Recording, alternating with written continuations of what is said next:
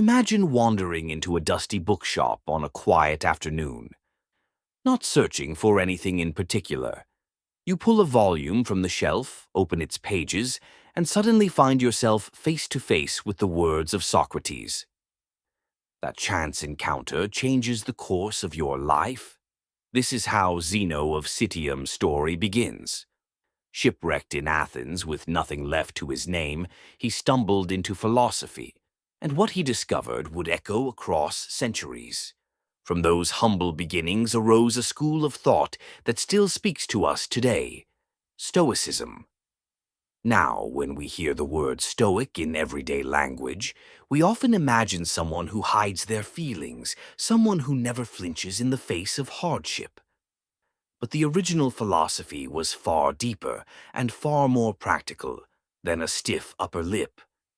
The Stoics believed that life is woven together by cause and effect, an interconnected web they called the logos, a rational order running through the universe. We may not control the storms of fortune, but we always control the sails of our own mind. And it's in that control that true freedom begins.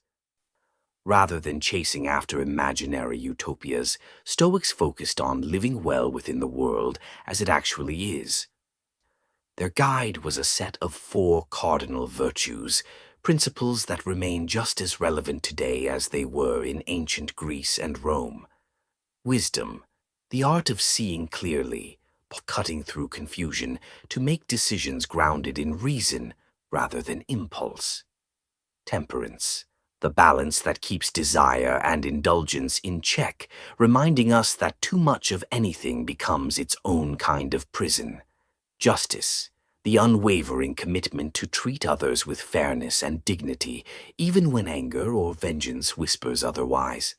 Courage, not just the heroics of battlefield or crisis, but the quiet bravery of facing each day with honesty, endurance, and integrity. Seneca, one of Rome's most celebrated Stoics, once wrote, "Sometimes even to live is an act of courage." Those words weren't abstract philosophy, they were a survival manual for a world filled with uncertainty, violence, and loss. But Stoicism was never meant to be a private shield. It was a philosophy of connection. At a time when empires drew strict lines between masters and slaves, citizens and outsiders, Stoics reminded humanity that we all share the same spark of reason, the same capacity for virtue.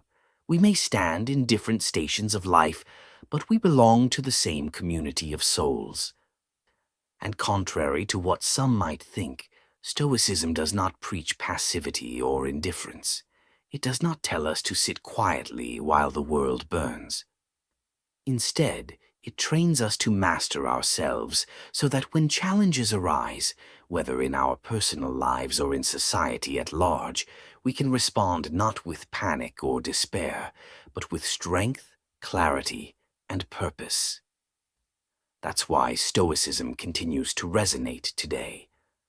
In a world of constant noise, distraction, and uncertainty, it offers us an anchor, a reminder that while we cannot control what tomorrow brings, we can always choose how to meet it. So the next time life throws you into chaos, when plans fall apart, when people wrong you, when fortune turns its back, remember the wisdom of Zeno, Seneca, Epictetus, and Marcus Aurelius. Remember that you hold power over your mind, if not over the world. And within that power lies a freedom that no storm can ever take away.